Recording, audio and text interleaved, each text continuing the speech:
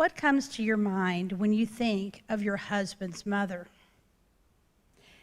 As my school nurse in elementary school, my future mother-in-law gave me no impression things would go well for our relationship. Nice nurse was skeptical of any student's claim to have an illness, and I was a frequent customer because of my desperate need to be nurtured.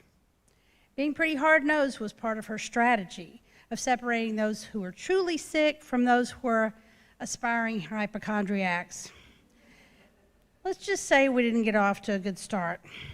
A few years later, I met her son after marching band practice. He was a tall, dark, and handsome senior drummer who was interested in this petite freshman trombone player. The night of our first date was my first interaction with Marty's mom since 5th grade. On that October evening, my family was out of town, and I forgot my key inside the house. I went to my great-grandmother's house down the street to get ready. Realizing that Marty wouldn't know where to pick me up, I gave him a call. I was mortified when I found my old school nurse answered the phone. Girls didn't call guys back then. Eventually, she invited me for dinner to help decorate their Christmas tree. It was their family tradition to cut down a fresh tree and hang ornaments whilst listening to Christmas carols. This was foreign to me, since my mother always decorated our silver and blue tree. Marty's mom cherished family time and passed on the legacy to her son and his younger sister. I began to see past that school nurse facade and have an insight into her love of family. She jokingly asked Marty about me that night. Why'd you have to pick the runt of the litter? Far from being on the cover of Southern Living, Marty's mom's home was actually a cozy 2-bedroom, 1-bath rent house, where the table was in the kitchen, so the dining room could be used as her bedroom. She just loved having her kids in her home, even if it meant allowing us to glue AstroTurf to the floor of Marty's flat-bottom boat in her modest living room. I was always welcomed in her home, and it became a refuge for me, since my home life was so unpredictable.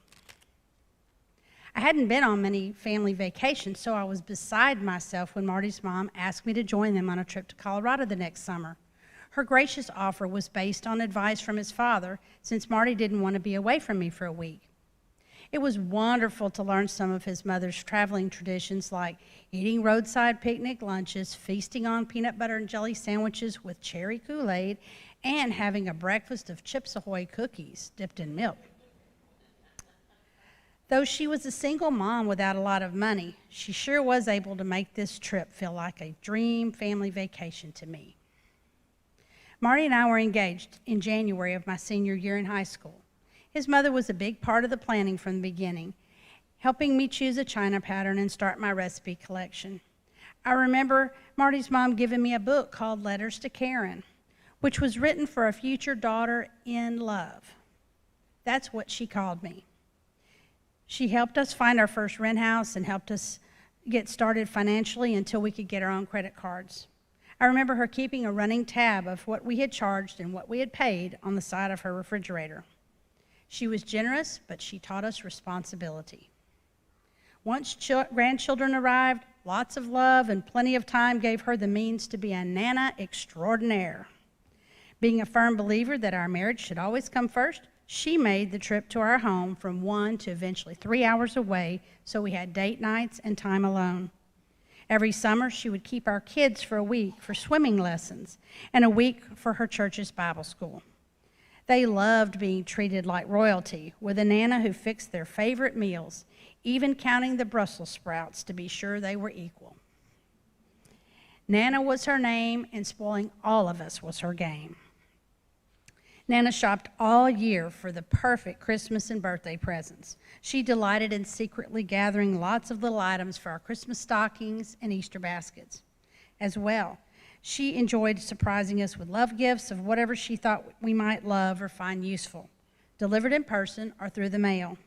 When visiting, she brought supper for that night and 2 frozen meals for the future.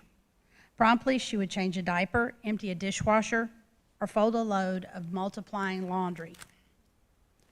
Of all the things Nana did for me in the 40-plus years that I knew her, the best one occurred when I was 29 and a stay-at-home mother of 2 toddlers.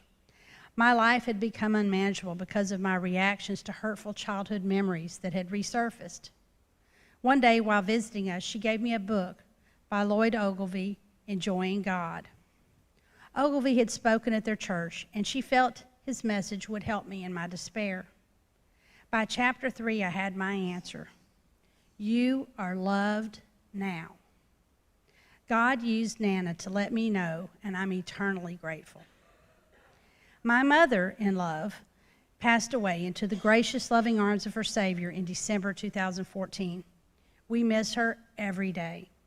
She put raising her children ahead of pursuing her own happiness and often felt so lonely because of her choices. Sometimes she was even bitter and resentful about her life. She wasn't perfect and could be very critical at times. Despite these flaws, she did one thing with reckless abandon. She loved. She loved her God, her children, her grandchildren, her church, and her friends. She loved sacrificially. She showed us through her life that love never fails.